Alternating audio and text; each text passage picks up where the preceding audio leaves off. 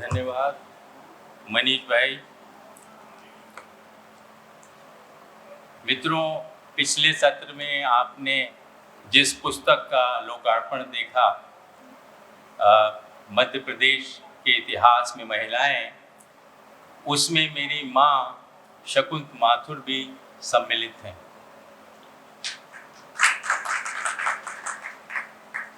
जिस ज़माने में 1939 या 40 में, जब वो 20 वर्ष की भी नहीं थी, अपनी जिद से युवा गिरजा कुमार माथुर, जो कि मध्य प्रदेश के बहुत नन्हे छोटे से गांव से आते थे, उन्होंने परिवार के खिलाफ जाकर शादी करी और पछाड़ नाम के गांव की बहू बनी।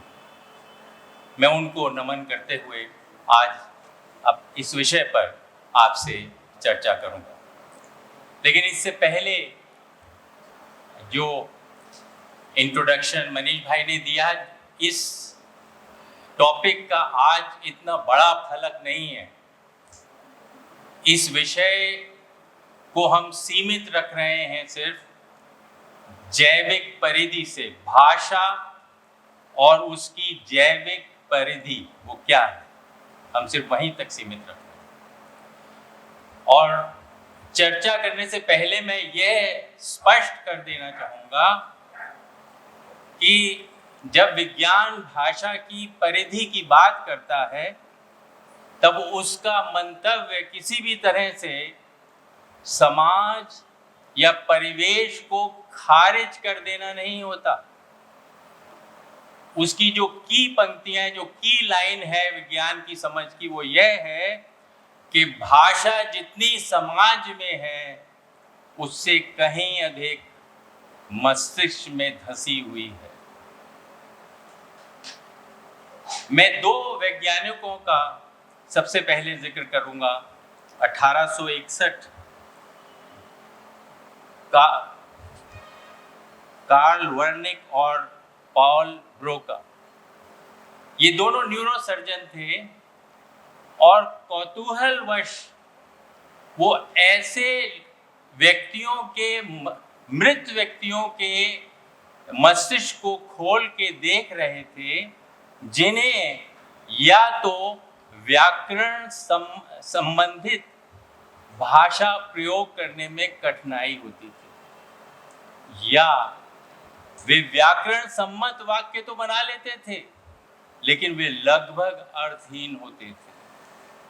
तो ऐसे दो कैटेगरीज ऑफ लोग जो थे वो उस जमाने में थे, और वही नहीं थे, आज तक हैं।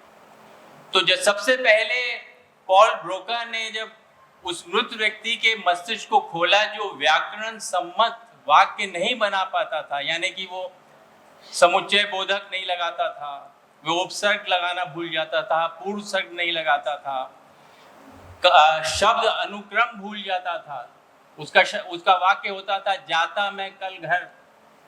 तो जब उसके मस्तिष्क को उसने खोला तो मालूम चला कि उसके बाएं अर्धगोलार्ध, मस्तिष्क के दो अर्धगोलार्ध हैं, बायां और दायां। बाएं अर्धगोलार्ध में एक ट्यूमर उग रहा है, और उस स्थल को बाद में जब और ऐसे कई व्यक्तियों पर परीक्षण किए गए, तो यह प्रमाणित होने लगा कि यह जो स्थल है, जो बायां जो अर्धगोलार्ध है, उसका जो अग्रभाग है, सबसे अग्रभाग है, वहां उसको उन्होंने सीट ऑफ ग्रामर कहना शुरू कर दिया, क्योंकि ब्रोका ऐसे व्यक्तियों पर परीक्षण कर रहा था जो व्याकरण की अशुद्धियां करते थे। ठीक उसी के आसपास 1867 कार्ल वर्निक जर्मन न्यूरोसर्जन था, और ये ब्रोका जो था वो फ्रेंच था। दोनों में बातचीत इतनी नहीं थी, लेकिन वो उन व्यक्तियों पर परीक्षण कर रहा था जो व्याकरण सम्मत तो बना लेते थे, लेकिन वो उल जलूल वाक्य होते थे, उसमें अर्थ नहीं मिलता था। तो जब उसने उनके मस्तिष्क को खोला तो पाया कि वो अगले भाग में बाएं गोलार्ध के कोई ट्यूमर नहीं है, लेकिन बाएं गोलार्ध के सबसे पिछले भाग में ट्यूमर या आघात या चोट है जिसकी वजह से वो भाषा का प्रॉपर इस्तेमाल नहीं कर पा रहा। इन दोनों स्थलों को बाद में एक सीट ऑफ ग्रामर कहा गया, पॉल ब्रोका स्थल को, और एक सीट ऑफ सिमेंटिक्स कहा गया, जहां से अर्थ आप प्राप्त करते हैं, जो भी बाएं गोलार्ध में ही था, लेकिन एक अगले भाग में था और एक पिछले भाग में। इसी के साथ एक और आपको तथ्य और साझा करता हूं।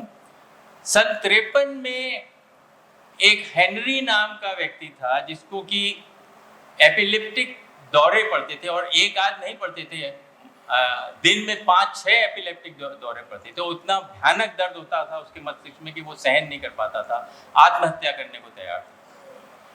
ऐसे व्यक्ति को जब उसने न्यूरोसर्जन ने को दिखाया तो उसने कहा, तुम्हारी अनुमति से मैं तुम्हारे मस्तिष्क में जो 1-2 स्थल हैं उनको मैं ध्वस्त कर दूंगा, तुम अगर राजी हो तो ठीक है। उसने कहा ठीक। उसने मस्तिष्क में एक अश्वमीन, जिसको कि अंग्रेजी में हिप्पोकैम्पस कहते हैं, उसको खोला और उसके दोनों छोरों को ध्वस्त कर दिया। ध्वस्त करते ही जब वो वापस आया नर्सिंग के अंदर, तो मालूम चला कि दर्द तो उसका दूर हो गया, लेकिन काल लुप्त हो गया। उसके जीवन से ही काल लुप्त हो गया। हर क्षण उसके लिए प्रेजेंट मोमेंट होता था, मेमोरी नहीं थी, इरेज हो गई पूरी की पूरी। तो आप ये देखिए कि मस्तिष्क से जब काल ही चला जाएगा तो भाषा कैसे इस्तेमाल करेंगे आप।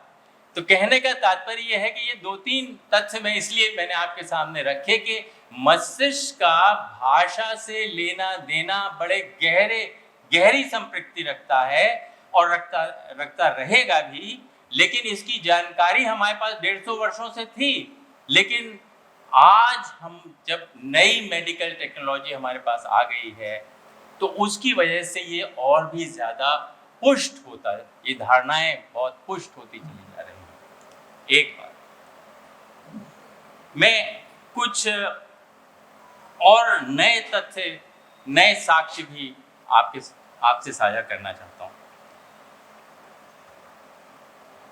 जो बच्चे या शिशु ऐसे होते हैं जो जन्म से ही मूक और बधिर होते हैं, गूंगे बहरे होते हैं, वो पैदा ही गूंगे बहरे होते हैं, ऐसे शिशुओं को तो समाज या माँ बाप स्वर या भाषा का कोई निवेश दे ही नहीं सकते। कैसे देंगे? न वो सुन सकते न वो बोल सकते। तो ऐसे शिशुओं पर जब परीक्षण हुए नए साक्ष्यों में, तो पता ये चला कि ये भी शिशु ठीक 6 और 8 माह के बीच सामान्य शिशुओं की तरह हाथ पांव पटक कर मुंह से अध कचरे स्वर निकालने की कोशिश करते हैं। क्या तात्पर्य हुआ इसका? इसका तात्पर्य यह हुआ कि हमारे पास आनुवंशिकी से, डीएनए कोड से ही एक पूर्व तंत्रिका प्रणाली स्वर की हमें देन मिलती है नेचर से, जो कि हमारे मस्तिष्क में मौजूद रहती है। और इसीलिए जो बच्चे समाज से कोई योगदान प्राप्त भी नहीं करते, वे बच्चे भी उसी प्रकार से हाव भाव करते हैं, उसी तरह से संकेत करते हैं, उसी तरह से स्वर निकालने की कोशिश करते हैं जैसे कि सामान्य शिशु। हालांकि बाद में जैसे उम्र बढ़ती है तो फिर वह जो स्वर तंत्रिका प्रणाली जो आपको दी गई है नेचर ने, वो सुप्त होने लगती है, और उसके बाद फिर आपको उन्हें संकेत भाषा ही, साइन लैंग्वेज सिखानी पड़ जाती है। दूसरा साक्ष्य, जापानी भाषा के अंदर आर और एल की ध्वनि ही नहीं होती। जो अंग्रेजी की आर और एल ध्वनियां हैं वो जापानी भाषा में आपको नहीं मिलेंगी। जापानी भाषा में हैं, लेकिन वो इतने भ्रष्ट रूप में हैं आर और एल कि आप ये उनकी साम्यता अंग्रेजी के आर और एल से कर ही नहीं सकते। अब जब ऐसे जापानी शिशु को परखा गया, उन पर परीक्षण किए गए, तो मालूम चला कि 1 वर्ष तक वे जापानी शिशु जिनकी जापानी भाषा जो कि उनके माँ बाप की है, वो भी आर और एल ध्वनियों के प्रति रिएक्ट करते हैं 1 वर्ष तक।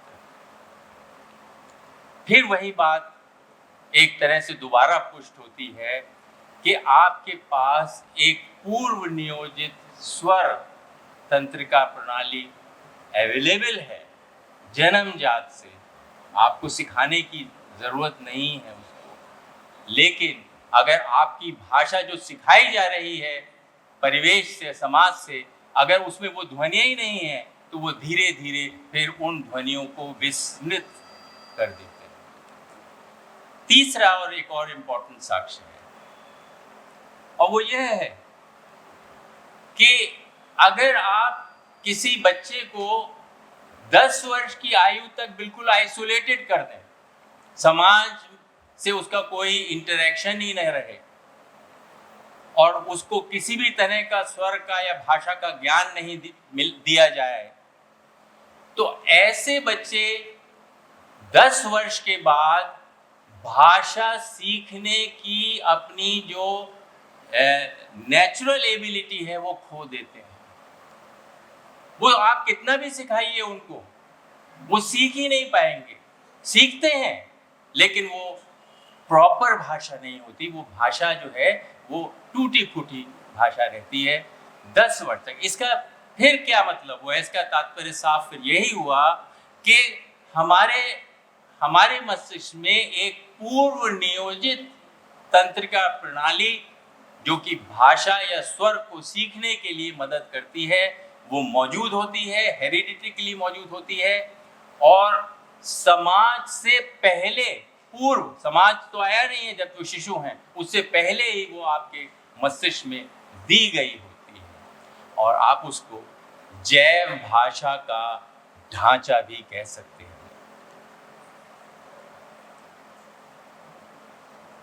मित्रों, एक और रोचक एक स्टडी हुई जिसको कि मैं आपके सम्मुख रखना चाहूँगा।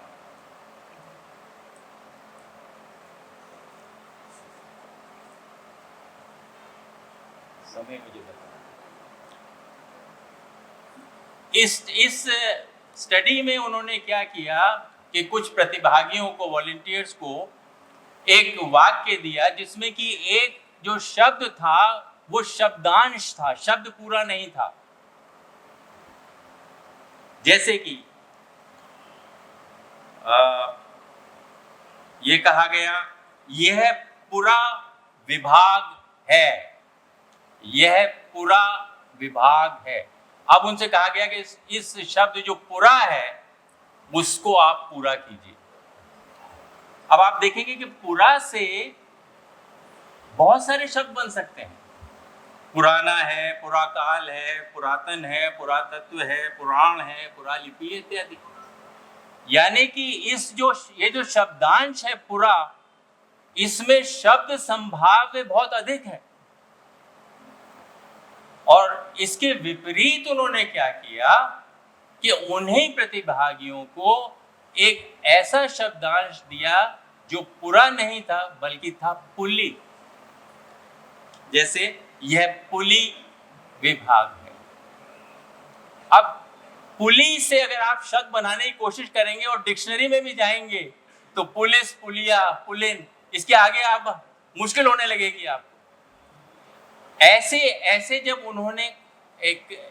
उन्होंने काम प्रतिभागियों को दिए, तो उसके साथ साथ अब जो नई मेडिकल टेक्नोलॉजी है जिससे कि नॉन इन्वेजिवली आपको मस्तिष्क खोलना नहीं पड़ता, fMRI, Fourier magnetic resonance imaging, जो एमआरआई इमेजिंग उसका एक और परिष्कृत रूप, उसे आप पूरे स्कैन कर सकते हैं मस्तिष्क को। और स्कैन ही नहीं कर सकते, आप यह भी मालूम कर सकते हैं कि किस स्थल पर एक्टिविटी, सक्रियता है या किस स्थल पर सक्रियता नहीं। एक वाक तंत्र पथ होता है जो कि ध्वनि को आपके ओठों तक लाता है। या जीभ तक लाता है।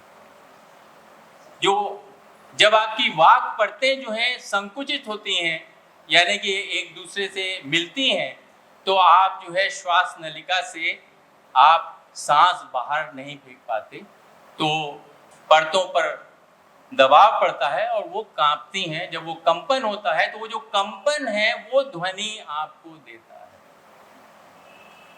और ध्वनि जो है उसको आप कैसे मापते हैं, एक लाइन में बता देता हूँ। ध्वनि जो है वो जैसे कि आप एक साइकिल चलाते हैं तो आधा पेडल मारते हैं तो आधा पहिया घूमेगा, पूरा पेडल मारेंगे तो पूरा पहिया घूमेगा। आप 1 सेकंड में 5 बार पूरा पहिया घुमा लेंगे तो 5 साइकिल पर सेकंड हो जाएगा। तो साइकिल पर सेकंड में मापी जाती है ध्वनि। अब इसका जो एक जब वो कंपित होती हैं वाक् परतें, तो उसमें से एक बहुत ही बड़ा जटिल पैटर्न आपको जो है मिलता है। लेकिन जटिल पैटर्न जो है वह भी पूरा का पूरा जो है वो आपके जीभ या होठों तक नहीं जा पाता।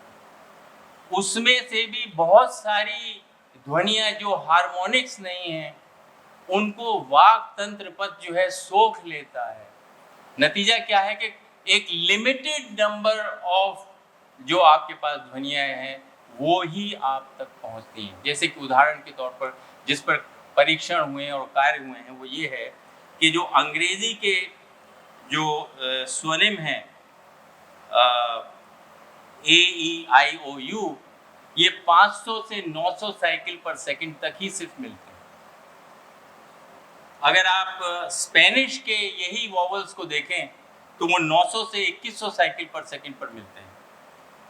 अगर आप हिंदी के देवनागरी स्वरों को देखें तो वो 1000 से 2500 साइकिल पर सेकंड तक मिलते हैं। जो दुनिया भर की हमारे पास 7 से 7500 भाषाएं हैं, उनकी जो स्वर या उनकी भाषा की जो ध्वनियां हैं वो 500 से 4000 साइकिल पर सेकंड में ही सीमित हैं।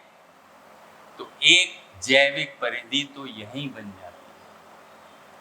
आप जिस भाषा का इस्तेमाल करते हैं, इसके बारे में फ्रेंच भाषाविद मित्सो रोना ने एक लंबी बातचीत में नोम चोम्स्की से ये कमेंट किया कि एक हमारे पास अपरिमित ध्वनि भंडार है, लेकिन मनुष्य उसमें से एक बड़े ही सीमित उप समुच्चय का इस्तेमाल करता है, बाकी सब छोड़ देता है।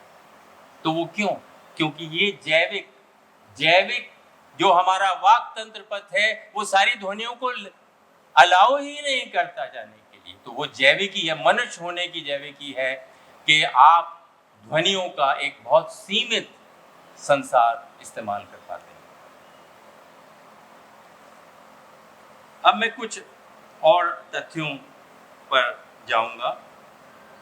मेरे पास कितना वक्त है? तो ये तथ्य कुछ इस प्रकार हैं कि जो आपका मस्तिष्क है उसकी कुछ कॉम्प्लेक्सिटी सिर्फ बताना चाहता हूँ। 100 करोड़ कोशिकाएं हैं इस 1300 सीसी के मस्तिष्क में, 100 करोड़। और इन कोशिकाओं को जोड़ने वाली जो महीन तंत्रिकाएं हैं वो 10,000 करोड़ है। अगर उनको आप खोल दें तो वो कम से कम नहीं तो 30-35 हजार मील दूर तक पहुंच जाएंगे। तो इतना कॉम्प्लेक्स हमारा मस्तिष्क का एक वो है। इसकी जो भाषा है, जो भाषा मस्तिष्क इस्तेमाल करता है, वो एक क्षणिक विद्युत तरंग का विस्फोट है। उसको कोई और भाषा समझ में नहीं आती मनुष्य को। आप जो दृश्य जगत को जो आप देखते हैं वो ज्यों का त्यों आपका मस्तिष्क में नहीं पहुंच जाता। वो ऐसा नहीं है कि जैसे कि किसी एल्बम में रखी हुई तस्वीरें हैं, वो मस्तिष्क की किसी दराजों में पड़ी हुई हैं और आप खोल के उनके पन्ने जो है पुरानी एल्बम को उठा के देख लें। जो दृश्य जगत है या इंद्रिय जगत है वह कई तरह के नक्शों में परिवर्तित हो जाता है। पहली तो बात यह कि दृश्य जगत वैसे जाता ही नहीं, वो उसको पहले एक केमिकल ट्रांसफॉर्मेशन को करना पड़ता है और फिर केमिकल ट्रांसफॉर्मेशन से एक इलेक्ट्रिकल ट्रांसफॉर्मेशन करना पड़ता है, और जब वो एक इलेक्ट्रिकल ट्रांसफॉर्मेशन करता है तब वो विद्युत तरंग जो है मस्तिष्क की भाषा बनती है। तो कहने का मतलब ये है कि आपका जो मस्तिष्क है उसमें वो दृश्य जगत को कई तरह के नक्शों में, एक नक्शा खुशबुओं का है, एक अलग नक्शा रंगों का है, एक अलग नक्शा दीप्ति का है, एक अलग नक्शा अंधकार का है, एक अलग नक्शा गति का है। तो ये जो तमाम तरह के जो दृश्य जगत है वो इतने सारे नक्शों में तब्दील हो जाता है। तो इसका मतलब ये है कि किन्हीं जैविक प्रणालियों के कारण मस्तिष्क जो है इस दृश्य जगत को या इंद्रिय जगत को पुनर्सृजित भी करता है, तब वो आपके सामने फिर से आता है। तो ये जो पुनर्सृजन की जो बायोकेमिस्ट्री है या बायोलॉजी है, उसकी सीमाएं क्या हैं? वो सीमाएं अभी तक विज्ञान के पास कोई बहुत तर्क सम्मत उत्तर नहीं है, लेकिन वे सीमाएं हैं, यह ज़रूर विज्ञान ने ढूंढ निकाला है। और ये जो सीमाएं हैं, इन्हीं सीमाओं में या इसी जैविक परिधि के अंदर ही हम भाषा का उपयोग करते हैं। हमारे विचार और कल्पनाएं इसी में उड़ान भरती हैं। बहुत बहुत धन्यवाद।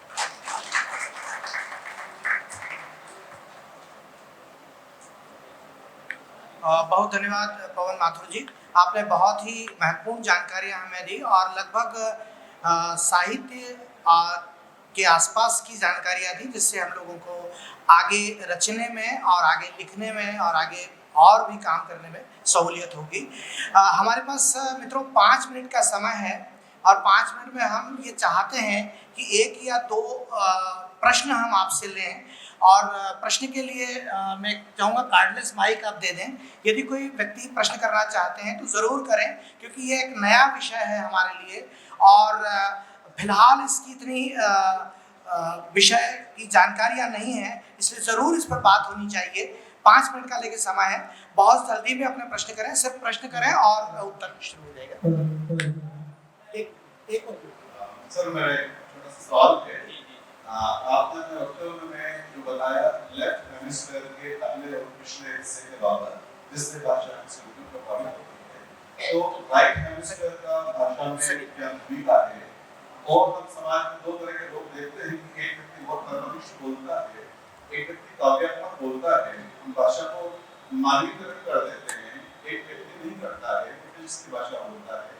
इसके पीछे कौन सा कारण है? राइट हेमिस्फीयर का भाषा में क्या होता है? मेन प्रश्न ये है कि राइट हेमिस्फीयर जो है, मेन प्रश्न यह है कि राइट हेमिस्फीयर का क्या रोल है। राइट हेमिस्फीयर का रोल है क्योंकि पहले ये माना गया कि दोनों हेमिस्फीयर जो है वो आपस में संवाद नहीं करते, लेकिन अब जो रीसेंट स्टडीज़ हैं वो ये कहती हैं कि वो आपस में संवाद भी करते हैं, बल्कि यहाँ तक कहती हैं कि अगर कुछ बाएं में एक तरह से आपकी जो घाव और चोट लगता है और इतना बड़ा नहीं है, तो वो कई बार उसकी एबिलिटीज़ को राइट हेमिस्फीयर भी टेक ओवर करने की कोशिश करता है, लेकिन कोशिश करता है। भाषा का सारा उपयोग जो है वो लेफ्ट हेमिस्फीयर से ही होता है। राइट हेमिस्फीयर आपको इमोशंस, आपको महीन जो आपके जो संवेग होते हैं उनसे ज़रूर जोड़ता है। मैं ये कहना इसलिए भी और आपको पुश करना चाहूँगा, मेरे एक मित्र बेचारे वो अब नहीं रहे, बहुत अच्छे साहित्यकार थे, डॉक्टर गुरचरण सिंह। उनके पिछले 5 वर्ष पहले बाएं में नहीं हुआ ट्यूमर, राइट में हुआ, और राइट में ट्यूमर हुआ, उसकी सर्जरी हुई, वो नहीं बच पाए, वो अलग बात है, लेकिन उनकी भाषा बिल्कुल ठीक थी। तो राइट हेमिस्फीयर में ट्यूमर हुआ भी, लेकिन भाषा पे कोई असर नहीं हुआ। हाँ, उनका जो लेफ्ट साइड था वो ज़रूर थोड़ा सा पैरालाइज हुआ, लेकिन वो भी ठीक है।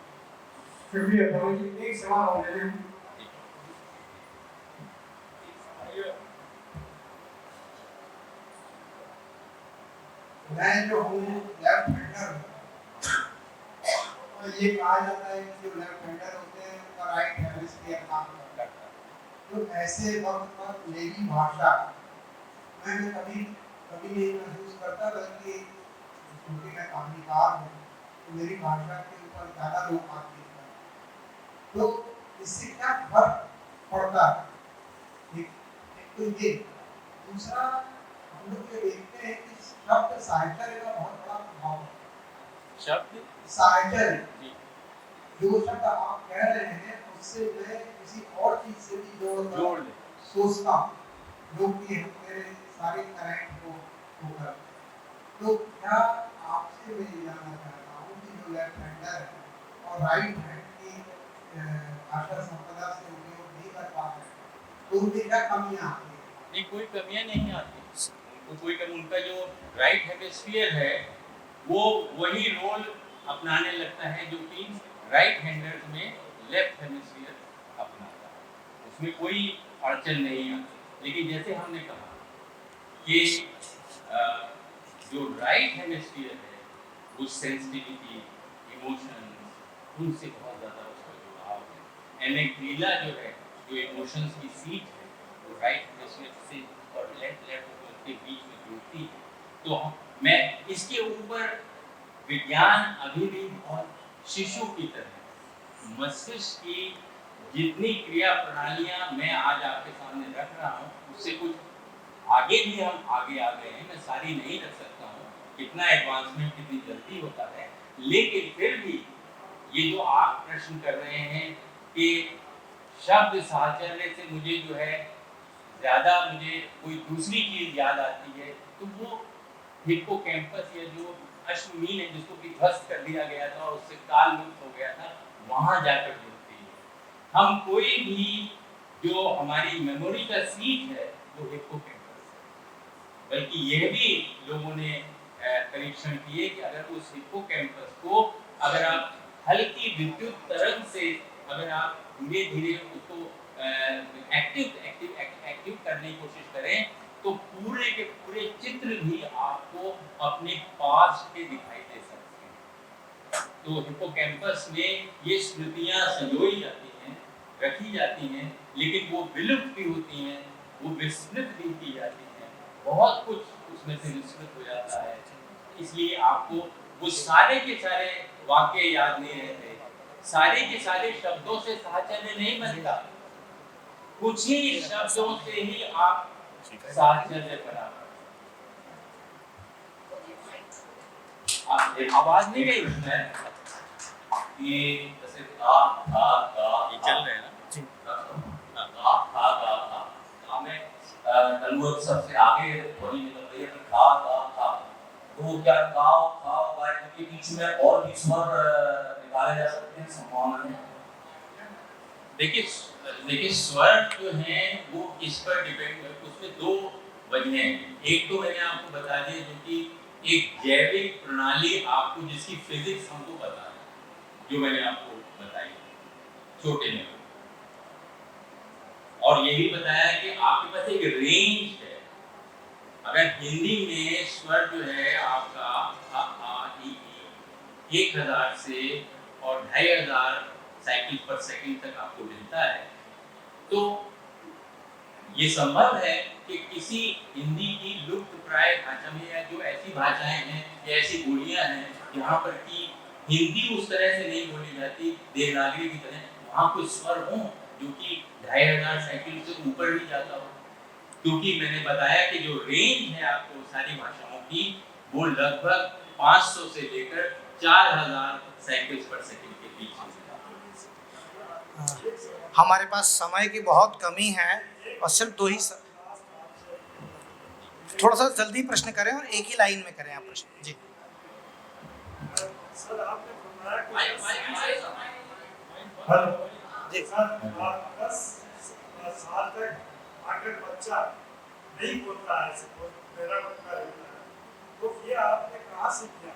तो मैं आपको एक स्टोरी में अकबर ने जो एक्सपेरिमेंट किया, अकबर साइंटिफिक एक्सपेरिमेंट वो आपको एक एग्जाम्पल, वो दूर में सवाल है और सवाल थोड़ा जल्दी कर लें और सिंगल लाइन में करें। स्कूल में उसे लखनऊ में और अकबर ने ये बात की कि ये जुबान एक कुदरत है, कुदरत जो है भगवान जुबान है। अकबर ने कहा जुबान कुदरत नहीं देता, जुबान देता समाज। सर तो महात्मा ने ये सिद्ध किया उनको नहीं बना करके कि जो बच्चा कृपया अपना प्रश्न स्पष्ट करें, एक ही लाइन में, थोड़ा सा जल्दी है। तो उनका अलग बनाया और वहाँ वही लोग चाहते थे जो भूखे थे और 3-4 साल में जब उन बच्चों को लाए तो वो नहीं सके। तो ये एक्सपेरिमेंट था, आपका एक्सपेरिमेंट क्या है? देखिए, पहली तो बात ये कि मेरा कोई एक्सपेरिमेंट नहीं है। नहीं, ये सारे जो तथ्य मैंने आपको दिए हैं, ये विज्ञान सम्मत तथ्य हैं और विज्ञान कथाओं, मिथकों, पुराकथाओं इनके बारे में नहीं इन्वेस्टिगेशन करता, लेकिन वो इन्वेस्टिगेशन वो करता है जो कि उसको आपके सामने जो प्राणी है आज के वक्त में जो है उसके ऊपर परीक्षण। सर लेकिन आपकी बात को सेंटेंस अब देखिए नहीं हम ये कह रहे हैं आपसे कि सर मैं हमारे पास समय की कमी है। पवन माथुर जी अभी सभागार में हैं, आप उनसे बातचीत कर सकते हैं। बहुत बहुत धन्यवाद। पवन माथुर जी, आपने प्रश्नों के बहुत अच्छे जवाब दिए और मेलन का भी बहुत आभार प्रकट करना चाहता हूं कि उन्होंने मुझे इस विषय को पटल पे रखने का और चर्चा करने का मौका दिया। आप देखिए